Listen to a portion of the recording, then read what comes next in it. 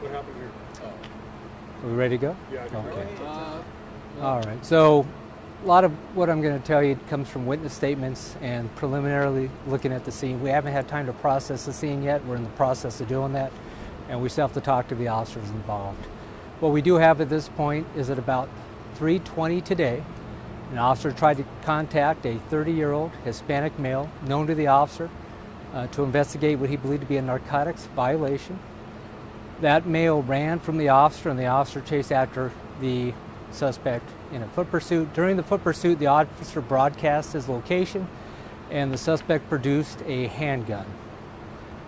Officers on scene located the suspect around the 3300 block of National right underneath the I-15 bridge, ordered the suspect to drop the gun. The suspect pointed the gun at officers, and the officers and the suspect engaged in a gun battle initially.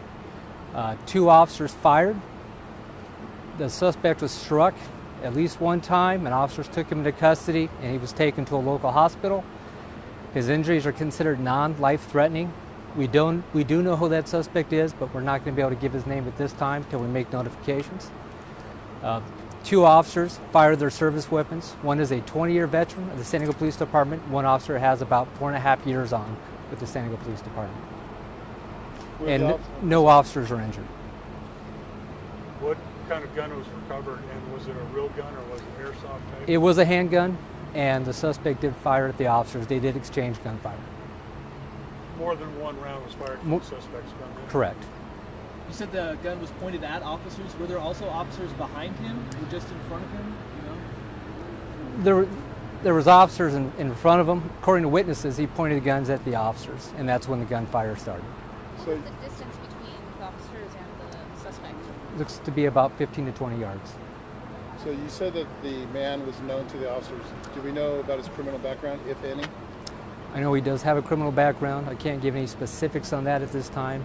We will release his name in a few days. Were any drugs or narcotics found in the scene? Not to this point, but we're still processing the scene. It's still early. Anybody else that was involved in the transaction, or I don't know what to call it at this time? There was another male that we will be looking for. I don't know how involved that male was, but the suspect was with another male at the time. He's not considered a suspect if you guys are looking for him? Correct. Could just be a witness. Involved in this at all? Excuse me? A vehicle involved in this at all? No.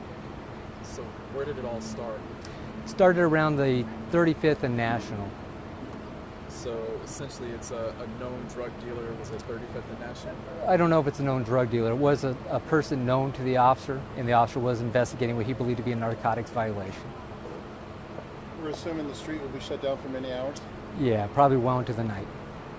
This suspect, is he resident from this area? What city? I believe he is a resident of San Diego, but there's still a lot more to look into with the suspect. And what type of narcotics violation was it? Was it just carrying, or was he meeting that other person? Well, we haven't had a chance to talk to the officer yet. Some type of hand-to-hand, something along those lines. There are some witnesses that took video of the incident. Have you been able to use that or contact those people? We're talking to several witnesses. Most of what I'm telling you is coming from witnesses that were at the scene. I did see a video that went out on the news. We have yet to talk to that person. Did the officers have their cameras on at the time? Yes. And that is video of the actual shooting that happened? I believe there's a video out there of the actual shooting that a witness gave to the media.